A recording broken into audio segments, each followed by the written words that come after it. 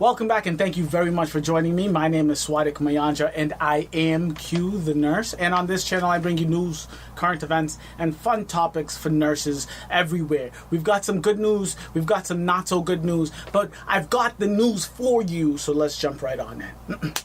You'll be doing things you don't like doing in order to go on living, that is, to go on doing things you don't like doing, which is stupid. Better to have a short life that is full of what you like doing than a long life spent in a miserable way. Hey! Starting with a little bit of Boston pride. Go Boston, woot woot.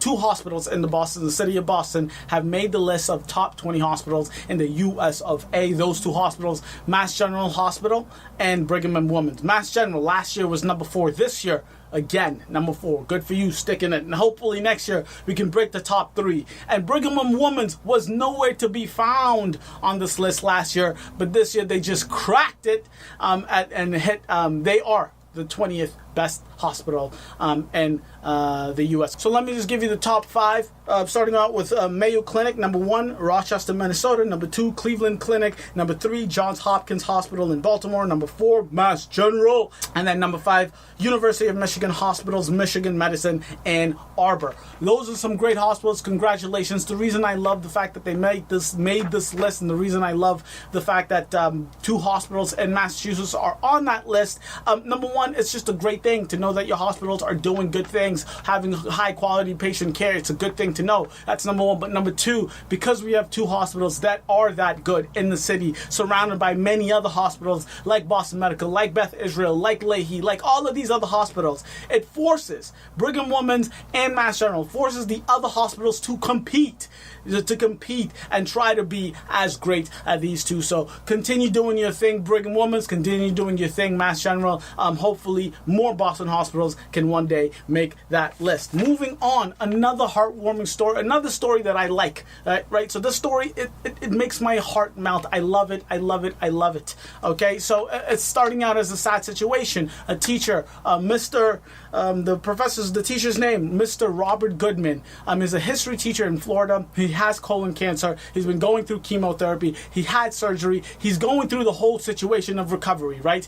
But the situation is, the current situation right now is that he needs more sick days, right? He's used up all of his sick days, and then he put a post on Facebook that went viral, and let me read it to you, and I'll tell you what happened afterwards. So, the post goes as such. Urgent help now, battling cancer chemo. I work at Powell Beach Garden High School. I'm looking into catastrophic leave of absence by the school district, but I'm short 20 sick days to qualify for that. I've already used 38 days this year, which is all I had left as I was sick a couple of years ago, and used up about 2 weeks. If I can get 20 more sick days from any teacher or district employee volunteers, that would allow me to take more time to recover and battle through chemo for 12 weeks, which should be enough time for me to complete at least the treatment. So if any of my teacher friends are out there, spread the word for me. I would appreciate it. Thank you so much. You can email Human Resources to donate.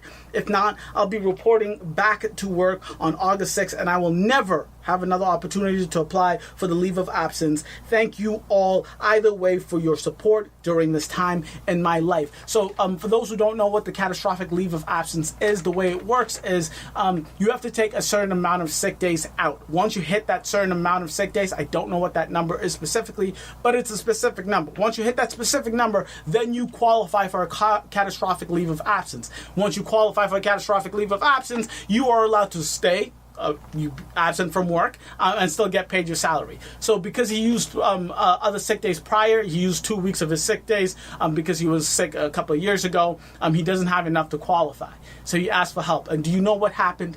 Of course you know what happened, because I prefaced the story by saying it's heartwarming. The teachers came through, and it wasn't just the teachers. It was cafeteria workers. It was administrators. It was his co-teachers. It was everyone that could donated to him, and he has received an estimated of 75 donated hours of sick leave in just the first 4 days that it was posted. I don't know how high it is now, but I do know that he has enough to qualify for the catastrophic leave of absence. And I say this all the time, because it's true. It's true. When you're in a job, it doesn't matter what your job is, nursing.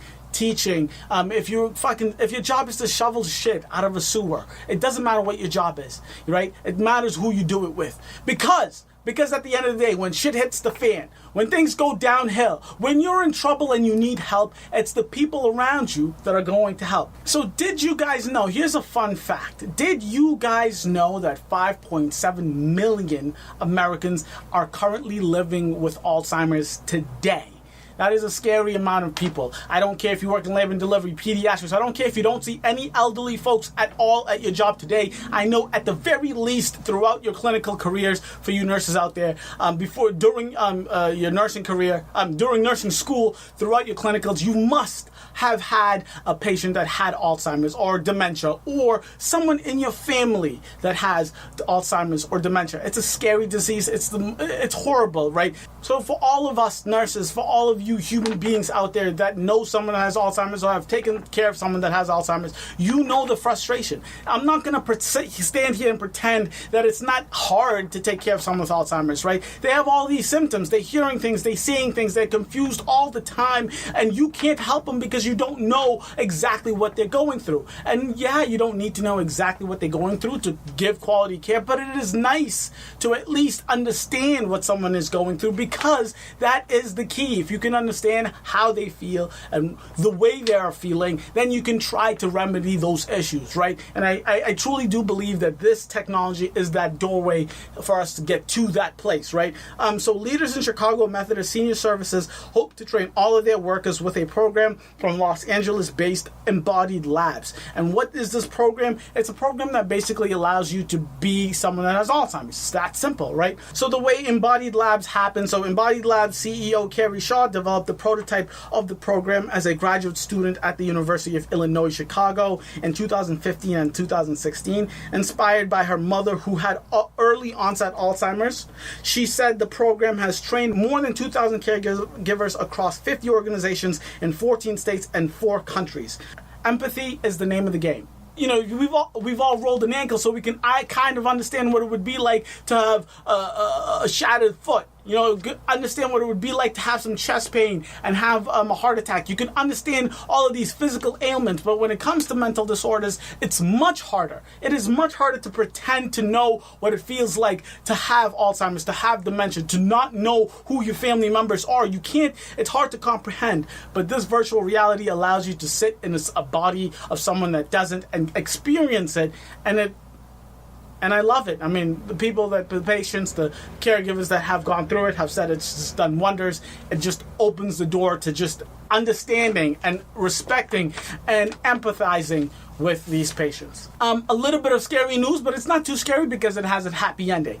I don't know if you can see the ridges on the side of my face. And the reason I have these ridges on the side of my face is because I wear glasses. I wear glasses all day, every day. The reason I don't wear this is because of the reflection of the light. It's not because I'm embarrassed by it. In fact, I think I look kind of beautiful with my glasses. Anyways, that's not what I'm talking about. The reason I'm mentioning my glasses is because this is a story about a contact lens that got stuck in a patient's eyelid for 30 years. 30 years a patient had a contact eye lens in her a contact lens in her eyelid. That's the scariest thing I've ever heard in my life. And that's the reason I'm afraid of contacts. I wore contacts in high school when I played sports, but ever since then, glasses have been my go-to. So what happened to her 30 years ago? She was 14, she was playing badminton, she got hit in the face. She thought the contact fell out, but it didn't. It got lodged up into her eyelid. And then 30 years later, at age 42, she goes to the hospital and tells the doctor, there's a swelling, on my eyelid is droopy, I don't know what's going on, it hurts, it's not right. Yes, they did the scans, they did the tests, and they found that it was a cyst, and in that cyst was her contact lens. They removed it. She's happy, she can see, there's no visual damage. I thought I should mention that story because it solidifies my fear of contact lenses. You shouldn't be afraid of it. This is a rare occasion. It's not like it's happening to everybody, but it's there, so I'm alright being afraid of contact lenses. That story was much more for me than it was for anyone else, but I do need to make it known that shit can happen to folks who have contact lenses. Alright, moving on. And this story is a little controversial, and I'd like to get your response for this story, because this story, I feel like I've dabbled a little bit with situations like this, but not at this extent. A Michigan hospital is facing a federal lawsuit alleging racial discrimination by a nurse who says she was told by a patient that they don't want to be taken care of by African Americans, by black people, right? The nurse's name is Tioka Williams. She's a nurse at Beaumont Hospital in Michigan, and the way that this whole situation happens is that she was doing her job. She overheard one of the patients say she did not want to be taken care of by a black bitch. Yeah. I'm sorry. She heard her patient say that she did not want to be taken care of by a black bitch, right? Ooh, that kind of hit. Ooh, right? Ooh, that's a little much, right? Is this first of all, before we continue, is this patient alert and oriented? Can we get that far first? Okay, because if a patient is confused, they can say whatever, and in fact, they do say whatever a lot of times. And yes, that's rough and it sucks, but if the patient is, or I'm guessing that the patient is oriented, because you don't put a lawsuit on a situation like this if they're not, right? And then Nurse Williams went to go tell her clinical manager, and what did the manager do? She went to go talk to the patient, and then what the manager told the patient is, and she told the patient that she would move Williams and that the patient would not have to see her anymore. Pause right there. Let's pause right there for one hot second. Okay? First of all, as an African American, if a patient says that they don't want to be taken care of by an African American, yes, I'm offended, and I think less of the patient. I think, oh, you're not a good person, whatever. But I move on with my day. Sure, get whatever nurse you want. I'm here to treat patients who actually want to feel better. I'm not here to, be hand over foot. It sucks. It's a shitty situation. But I don't think I would bring a lawsuit if this situation happened. What I think is a problem is that the clinical manager said, I will move the nurse so you don't have to see her. Not, I will switch nurses so you can get a different nurse who will take care of you. She said you don't have to see her anymore. That is a little much. It's a hospital. I'm a nurse. I work here. You're a patient. If I'm walking by the hall, if I need to get something, if you're in a shared patient room and I need to get to the other patient's side, you can't see me? That's when I say fuck off, right? That's when I say fuck off. But it doesn't end there, right? So Williams went and she told Human Resources about the situation, the incident, and was told that the patient requests are honored all the time, and that the next time it happened, she would be taken off the assignment altogether. What is going on? I am so confused about the higher-ups at Beaumont Hospital. Number one, you don't tell don't tell a patient that you'll never have to see a nurse again unless that nurse has done something absolutely wrong. If it's just per the patient's request, you say, I'm sorry, if you want to get healthier, you're at the hospital. The nurse works at this hospital. She doesn't have to take care of you, but this is the hospital she works at. She's an employee of ours. We love her. She's here. You look away if you are offended by her black skin. Number one. Number two, Human Resources says you'll be taken off the schedule because one patient doesn't want to see black people, so you take her off the schedule entirely. Maybe I agree with this lawsuit, okay? So Beaumont Hospital has put out a statement saying, well, we cannot comment on the specifics of this case because it is pending litigation. We can say that Beaumont's highest priority is providing a safe environment that is free from discrimination for both our patients and staff and delivering care with compassion, dignity, and respect. Yeah, that's a nice statement the PR team put together, but those two offenses, one by the clinical manager and one by the HR team, is really shitty. I don't like those responses. Hurt me a lot. I don't like that at all. And that is probably why Williams took this and said, I'm going to, file a lawsuit against you for the racial discrimination. I really don't care as much. And the reason I say that is because I'm here to fix the patient's ailments. If you have heart attack, if you lost a leg, if you're here for chemo, whatever you're here for, that's what I'm here to fix. I'm not here to change your mind on race. I'm not here to make you, because we have nurses that don't want to take care of patients that are transgender. We have healthcare providers that don't like doing abortion treatments. There's a lot of things that make people feel more comfortable or less comfortable. That's number one. And number two, like I said from the beginning, hopefully this patient is oriented, because if the patient isn't oriented, then I think this entire thing is just bullshit, and you can't expect someone that's disoriented. Yeah, that might be their true feelings or whatever. It might be offensive, but being a nurse, you got to deal with offensive shit when it comes your way. Let me know what you guys think in the comment section below, because I think this is super interesting. So my favorite segment of the day, Nurse of the Week. If you guys know anything about me, if you guys know anything about me, or if you've watched any of my Everyday Hero shows, which you most definitely should, because I talk to amazing people about what they do and how they're amazing. I've talked to, the majority of the people I've talked to are, number one, nurses, healthcare providers, and then number two, people that are involved in fitness in some way, shape, or form. Coaches, directors, personal trainers, nutritionists, all of these things. So fitness and nursing, those are my two passions. And this Nurse of the Week has embodied both nursing and fitness in a huge way. So Leigh Holland-Keen has one of two. She's the second woman in the history of the world that has lifted Scotland's famous Dinnie stones. She has lifted Scotland's Dinnie stones. If you don't know what a Dinnie stone is, well, first of all, just watch the video of her doing it. It's kind of badass. Come on, Leigh, be the boss! Be the boss! Straight up! Have it, guys. Come on! Easy! Why? Come on! Come on! One!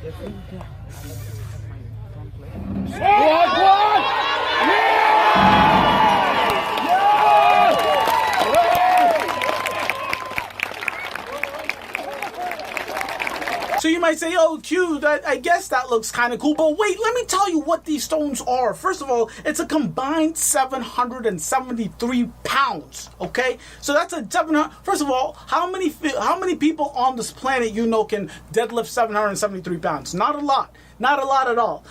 And number two, they're stones with metal handles. So it's not just about deadlifting it with perfect form. It's an uncomfortable grip. It's a very difficult task. And Leigh is the second woman in history to have done it. And technically, she's the first, because Jean Todd, who did it in 1979, she did lift the stones, but she was only given partial lift. They were told that she's only partially lifted, because I think one of them was touching the ground when the other one wasn't, and then the other one was touching the ground when the other one wasn't, right? So that's why they gave her some credit, but they said it was a partial lift. As you can see in the video, Leigh did actually lift both of them off of the ground at the same time. Last year, she attempted the same lift and failed. She said, you know what, I'm going to go to the gym, do my squat, get them leg days in, get my grip strength up, all of those boosts at work, if you know what I mean. And now she's back. She's kicking ass, and it's amazing. It's just an amazing feat. And how major is it? Let me break it down to you. So becoming just the second woman to get the stones off the ground and the first woman to fully lift both stones is a major feat, one that only 90 men have achieved. So you see all these strong weightlifting men that do the strongest man competitions. Only 90 of those and 90 men in history have, and she's the second one second woman that has. Good for you, Leigh, making nurses proud and making nurses stronger every single day.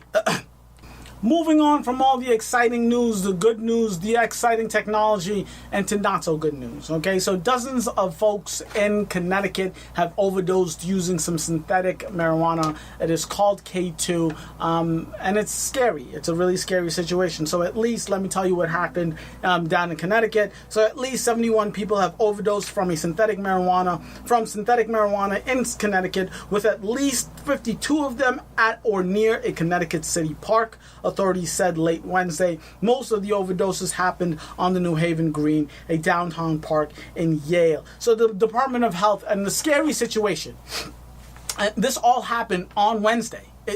All of these overdoses in one single day. They have arrested 2 people in connection with all of these overdoses, but The scary thing is they used 50 doses of Narcan in that single day at the park. 50 doses of Narcan to wake these patients up. All of these patients were shipped over to a hospital. There were ambulances all day going through that park, so most of the patients out of the hospital, and there's only one in critical condition currently. But it's a shitty situation. After doing all of the blood testing, seeing what drugs these patients were on, the drug enforcement did confirm that they were using K2, which, like I said, is a synthetic form of marijuana, right? Made in a lab. So, fun fact, it also goes by spice. So if you heard it on the street, if someone's on the spice or the K2, know that they are in the synthetic form of marijuana. It's super dangerous. Very, very dangerous. Because, and by the way, if you didn't know, K2 is technically banned to be used in the U.S., but it's still getting used and sold at dispensaries because of a very weird loophole that is going on. So the most widely known synthetic marijuana is called Spikes or K2, which is banned in the U.S., along with several of the individual chemicals used to make it. So not just the actual drug, but the chemicals used to make K2 was banned. But the reason it's still being sold at dispensaries and people are still dealing it, number one, it's drug dealers. They'll figure out a way if they have to figure out a way. But number two, chemists are constantly tweaking the molecular makeup of the drug to create new compounds and avoid regulation. So with the chemical makeup different, that means technically this new chemical makeup, even though it's the slightest molecular change, is considered a different product. And if it is considered a different product, they get to put it out there and it's not regulated because it's a different product. And because it's not regulated and because they're changing it so often, we wouldn't know what the effects of the drug are. If it's constantly being changed in the lab, just changing one molecule here, one molecule there, just so you can make a profit, we don't know how to respond. We don't know what the expected signs and symptoms are if someone were to overdose using this drug. So we all have heard the fact that there's been 0 people in the history of the world that has died strictly from an overdose of marijuana. Yes, a lot of people who are against marijuana say people have died due to marijuana, and that is a fact. You do marijuana, get behind the wheel, scary situation. Do marijuana and do stupid things, scary situation. But you die from the car crash, you die from the stupid incident. You don't die from an overdose of marijuana. But that's a fact that everyone knows. 0 people have died. But when you start talking about a synthetic form of marijuana, that's when everything changes, right? Because that's just in the lab. That's when human beings try to play with the natural resources this great earth has given us, that is the herb marijuana. But when we try to create it, we put a little extra juice on it. And when we put that extra juice, and we're playing with the molecules, the chemists are doing their thing, chefing it up in the kitchen, bad things can happen, and we don't know what the effects are for these things. So please be careful. If you don't know what you're getting yourself into, just stay away. It's just 71 people, 50 people into the hospital, 50 doses of Narcan used on these patients. That's a scary, scary day. Please take it down a notch, folks in Connecticut. All right, slow it down. Thank you guys so much for watching. I really do appreciate this. If you guys were informed or educated in any way, shape, or form by these stories, please hit that like button. If you liked my presentation of the news, I really suggest you subscribe and hit the notification bell so you know every time Q the Nurse drops some hot, fresh press news.